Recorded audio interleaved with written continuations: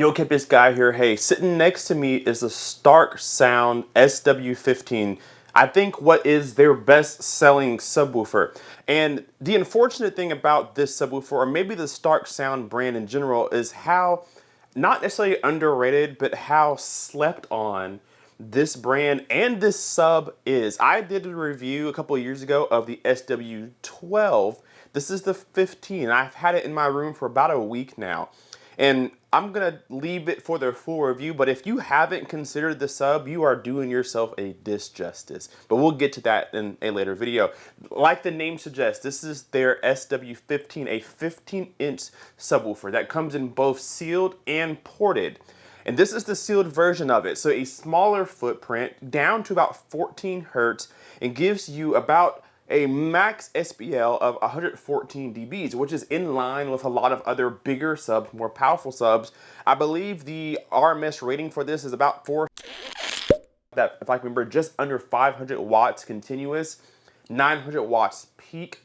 So it can really give you some really loud, tasteful sound without a lot of power needed, which is really impressive. Usually you need a lot of power in a sealed sub to get a lot of output and low-end extension. Not the case with this one with their DSP that they have built inside. So this is with the grill off, which I highly suggest you have it. It looks so good.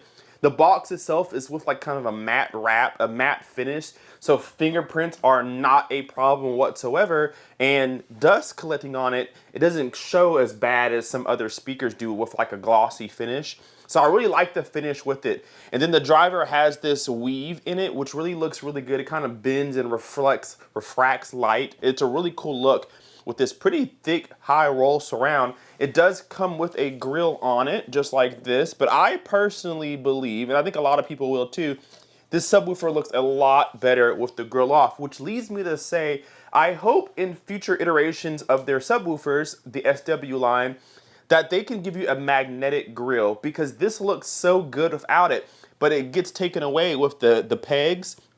So hopefully, Stark, in the future, you can take away the pegs, get a magnetic grill, and then try to hide these holes for the screws for the driver to give it a clean look, because it looks really, really high quality. It is high quality, but it looks high quality too with the grill off, so we can make it look prettier without some of these holes and screws. But otherwise, that's just a nitpick. The subwoofer is very tiny and very light. I can pick it up with no problem. You can move it around with no problem. Now, I'm 31 years old, so my back hasn't gone out yet, but I think that it's a pretty light subwoofer in today's times. Pretty much a small cube. It pretty much seems as wide as it is deep and as tall.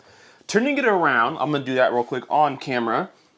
We'll switch it around here, and I'll do some B-roll so you guys can see the plate amplifier. But this is where this subwoofer truly stands out, because there are not a lot of people doing this for this price point. And I think I said the same thing in my SW12 video. They're giving you XLR inputs and outputs on a sub of this price point, which is incredible. And what that says to me is that Stark Sound is really focusing on sound quality.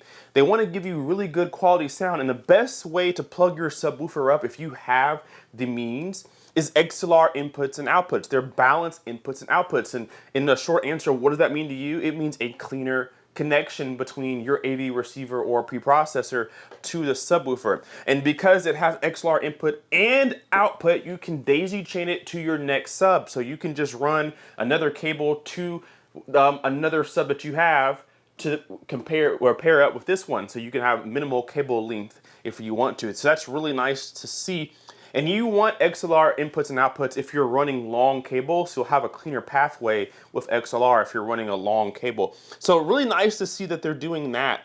They also have your traditional RCA, so your left and right, and then you have, of course, your LFE. If you're going to be using a single cable, you can do that too. Not too much going on otherwise. You have your on, off, or auto switch. You're going to want to leave this in auto most of the time. And then you have your phase dial, your crossover dial, and your volume. Now, I love that the phase is a dial. This is another example of how Stark Sound is going after sound quality. A lot of subwoofers have a phase switch from 0 or 180. You only get to choose negative or positive, reverse, or normal. You don't get to choose the in-between. And there's a very rare time where your sub needs to be all the way to 0 or all the way to 180. Sometimes you need 40 or 60 degrees or 90 degrees or 25 degrees. None of my subs have ever needed to be actually 0 or actually 180. They needed to be in between. And you can dial in your phase with that phase dial. It's perfect. I think every subwoofer should be this way standard. They're not, but Stark Sound gives it to you at this price point. I think it's $599, $600. It's great. So, volume, crossover, and variable phase. Your crossover is from 50 hertz to 200 hertz.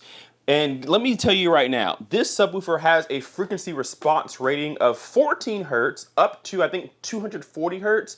And here's why that's significant.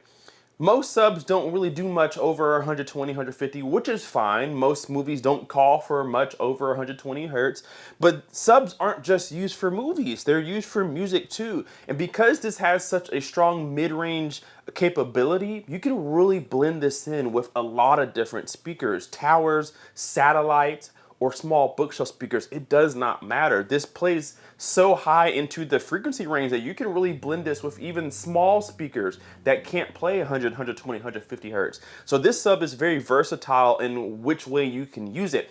Now, my speakers to the right of me are huge and they played under 20 hertz with no issue, so I don't need to play too high. But the fact that you have that ability is a really good standout point that most people won't even think about when looking at this subwoofer. Not a lot of subwoofers can play into the 200 hertz and do it accurately, do it quickly. This subwoofer definitely can.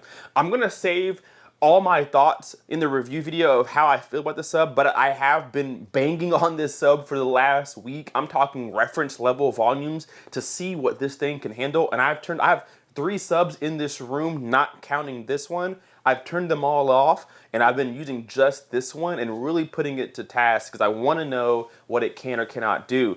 My last review of the SW12 was in my apartment, so I could never turn it up the way I wanted to. This is in a dedicated theater, so I'm gonna give it all the juice that I can give it and see where it starts to, I don't know, kind of exhaust itself. When it kind of starts tapping out, we're gonna test that. And I have been, and I got a lot to say about this subwoofer. So with that being said, stay tuned for the review video because I will be giving you an in-depth review on this subwoofer and why it's better than every subwoofer at this price point. I'll tell you all about that in that video. So if you're interested in the SW15, I will leave a link down below to their website, specifically to the SW15, so you guys can read a little bit more about it, see its price point, check out the other subwoofers I have, and then not too long from now, I'll have a full review of this so you guys can catch it in case it goes on sale for Black Friday. Thank you guys so much for watching. Thank you to Stark Sound for sending this to me out for a review. If you guys have any idea or any comments you want to leave down below on the subwoofer, leave me some comments down below. Let me know what you guys think about Stark Sound, the SW line.